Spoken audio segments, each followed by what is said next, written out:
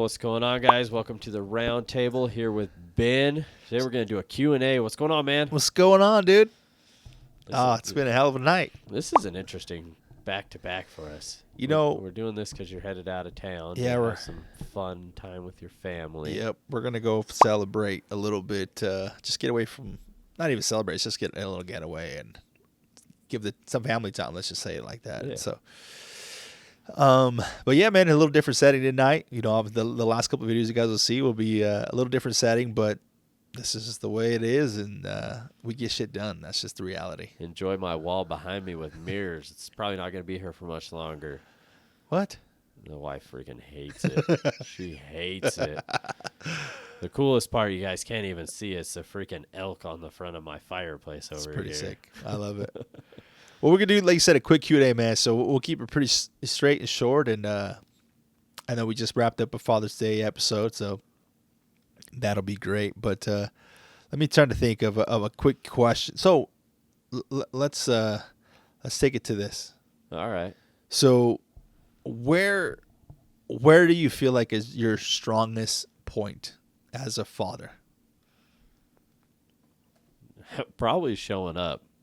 I'm still dealing with the emotions. I'm all over emotionally. To be just being honest, being real with you guys. It would be showing up. If they need a hug, I'm there. Unless I'm really frustrated with them, then I'm just honest that I need a minute. But I would say it's showing up, just being here for them. Hugging them, kissing them, loving them. It's my youngest, and man, I probably should stop carrying her to bed, but it's just our little tradition, when it's bedtime, I love that I'm home to do this stuff, that I'm more available. Did you get modeled the showing up for your kids, or is it something that you just felt that they inclined to pick up as I want to say my parents were there for pretty much everything, school, choir, all the shit we did. When it came a little bit later in life, like when I started paintballing and, traveling and stuff, it was harder for my dad to be able to go to some of those things, somebody had to work, and it generally ended up being my dad. Work jobs that he couldn't quite get away from as easy or whatever. But yeah, for the most part, I'm pretty sure they were always there for me. Do you feel like showing up to you is just being there, or is it actually like having that quality time with them, like showing them the importance of like, I'm here, but I'm also like, my full attention is to you, and whatever that might be, like you said, even carrying your kid up to bed every night? And probably need to be better at the attention part, like just being honest. We all have distractions, and this is all just a bullshit ass excuse, to be completely honest, because you can put the phone down, you can put it all down. But if the time's right and I need to be there, yeah, the phone's down and I'm with them. I have a harder time doing like the Barbies and playing the dolls and stuff, which, me and my wife are very have a lot harder time doing that with them. That's not necessarily the way we are, Right. But I absolutely love taking them places and showing up to their events and being present. And if it's, if they want me to watch them do a trick on the tramp, it's stuff like that in my eyes, that's showing up for them. Hey, I'm here. I'm consistent when I come home. I'm consistent when we do, bedtime. Well, as consistent minus the time, try to make sure we're doing the same things and showing up to help put a good role model in their life, I guess. So I love that, man. That's super good. And I think it's noticeable too. I think that everybody can see that it's around you. You really, and I know we just hammered it on the last one, but you really are a good example, man. Everybody can see how much you love your kids and your wife. So, well, I appreciate that. It's good to see that, and it really does bring like a smile to my face when I see that. And just they light up when you show up for them. They really do. And but yeah, man, I think to me that's important to kind of think of those things. Just the importance of showing up for your kid and really for your family in general. So we'll do the same question back. Like, what in your opinion, what's your strongest suit as being a father? I would say the ability to understand.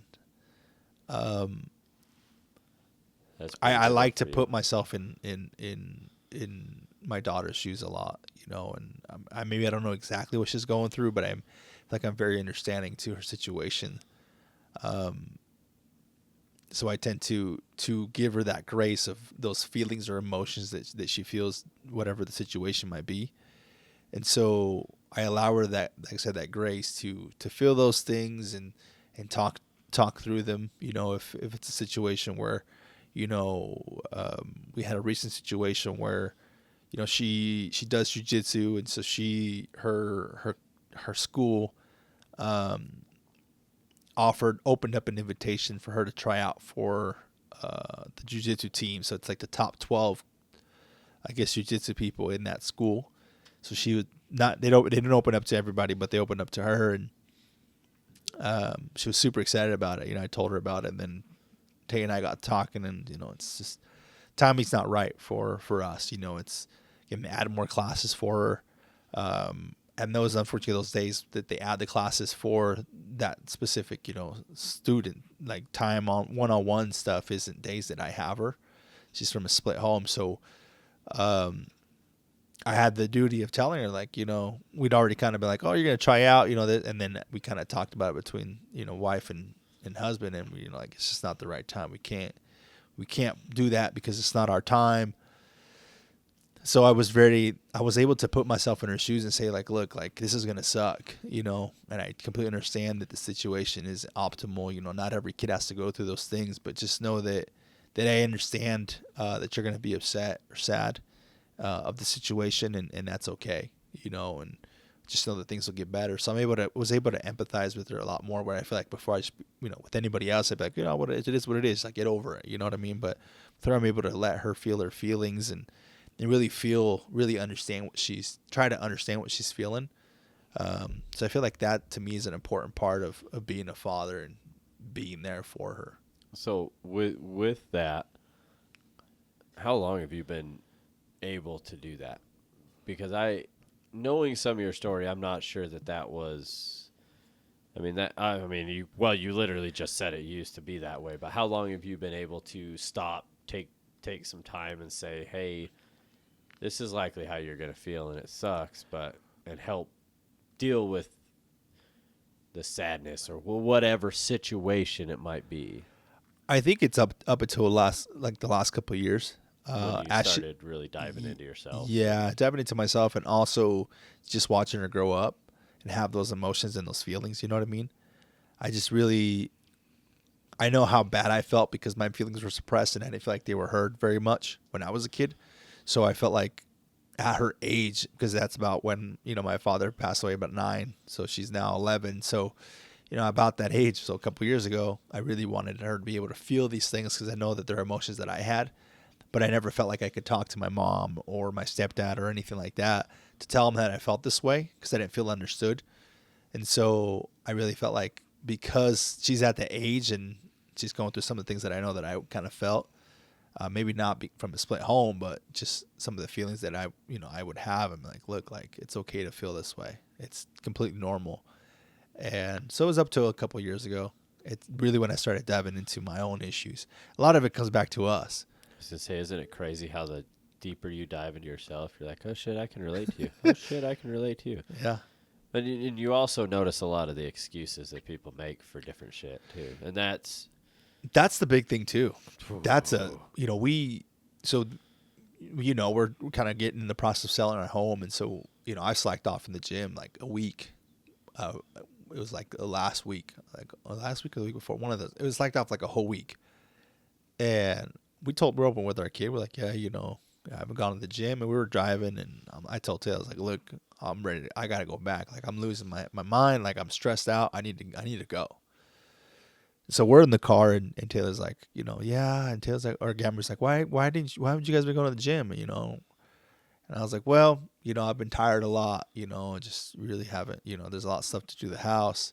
And in that exact moment, right before I finished my sentence, I was like, but those are all excuses. Those are all excuses just because honestly, I just don't want to go. So all those things that I just said are just excuses. I'm making an excuse to why I didn't show up for myself. And so Taylor jumps in and she's like, "You're right. You know, we were tired, but Dad's right. Like, those are just excuses why we haven't gone." And Gabrielle was like, "Oh, so okay." But it was important for me to finish that sentence like that because I was thinking as I was saying it. And I'm like, this is all bullshit. I'm feeding bullshit to her. And I'm like, I'm realistically, like, I didn't show up because I didn't want to. Literally just said that. I think I said it in the last one. I did the exact same thing. I started going, and it's like, well, at the end of the day, it's all just excuses. And that I could rant on about that shit forever because that just I Hit one story. the lack of drive that some people have drives me absolutely fucking insane. And I try not to swear on here. I'm not very good at it, but it drives me insane. And I can't through my personal growth, through first set of 75, through second set now of 75, it is bad. Like I just can't. Like It's all bullshit, dude. it is. It's all your mindset of what you want to. That is it's ownership. It's everything we've talked about. It's the part of like you have to let go of like, oh, because of this I couldn't do this. And it's the sooner you can get rid of that mentality, that mindset, the faster you will grow. The faster you'll see results in your life and whatever it might be. But you have to shed that like excuse of like, oh, well, it would have been easy to tell my daughter like, oh, I'm just tired. It's been a lot with the house. But I'm like, that's not true. Because if I was running a 75 hard, no way would I have missed 2 workouts. So why can't I show up for one workout? Well, it's because I didn't want to. That's the real story. So it was very important for me to set that record straight. Because the last thing you want to do is create some bullshit narrative to your kids like, oh, because, you know, life's hard. And then we went into the whole car ride was like, life sucks. Yep. But guess what? You still show up. And if I needed to show up for you, I would show up for you. I just didn't want to show up for myself at going to the gym. So, but it was very important. Those are all things you have to do, but your mind's going to tug it. Like it's going to tug you, and it's your job to correct itself. Like say, you're lying to me. I put the excuse. Okay, so I do have to rewind a little bit. Certain excuses drive me freaking insane. I have to use that because at that same point, I have unfinished projects because of excuses, right? And I'm sitting here thinking about it, and I'm just trying to be honest with you guys, just trying to be real. You know, I have a bathroom that's a year plus in the remodel phase, and honestly, it should have been done forever ago. But again, at the end of the day, I could sit here and list off excuse after excuse, money, time, energy, whatever. At the end of the day, that's all they've been, and that's all they're ever gonna be is excuses. Right. It's not done because I haven't put it as a priority. I haven't said I'm getting this shit done. You know, and that's just flat out. Just to be real, everybody makes up excuses for whatever fucking thing that we want to do. There's certain ones that I just cannot stand. Certain things I cannot deal with. And a lot of those ones come down to mindset changing and changing your ways. Like, to me, I've brought it up before, but smoking drives me freaking insane. Like, I've brought it up before, and that's why you're laughing so much, but it drives me insane because and I kind of have a hard time saying anything about it because I have a caffeine addiction. But to me, when you can't put some of these things down, like you can't put the cheeseburger down, you can't put the cigarette down, you can't put the drink down, you can't put shit whatever, like any vice you have. Yeah, that stuff just drives me insane. You know, if you came to me and challenged me go 30 days without caffeine, I'm going to be an asshole for a few days because my head's going to hurt. But at the end of the day, like, I've done it. Yeah. It's not that. I mean, it's hard. But it was a personal choice, you know, and I couldn't tell you why I went back, but it was just started. Well, I was getting too dependent on it. Is what it was. So I backed off quite a bit, and I've cut down a ton from what I used to be drinking caffeine wise. So I feel pretty good about it all. But yeah, just some things drive me absolutely crazy. The excuses people make. You can make excuses for everything. So you said you have to have the right mindset to go into it and say, at what point do you cut your excuses off and actually pull through what you said you were going to do? And that's just the reality of life. Is the faster you can cut off your excuses, the faster you will grow and move forward. And if you continue to use this victim or this excuse of like, oh, whatever it might be, and there's excuses for everything. Just you need to just move forward with that and see the growth happen in your life. So, speaking of excuses, my wonderful daughter is sitting over here, and she's sitting off camera, but we have talks quite a bit about the excuses that they like to make up and how those excuses don't pan out. I love that. Because they are just simply that, excuses. Right.